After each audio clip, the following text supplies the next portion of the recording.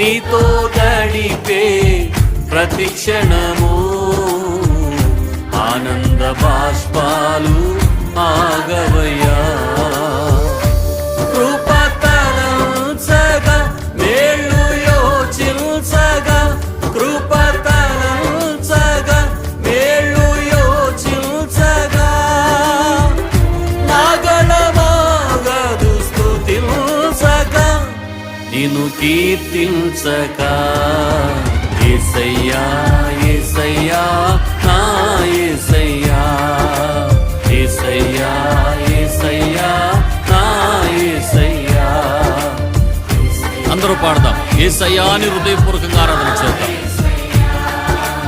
యేసయ్యా యేసయ్యా నా యేసయ్యా.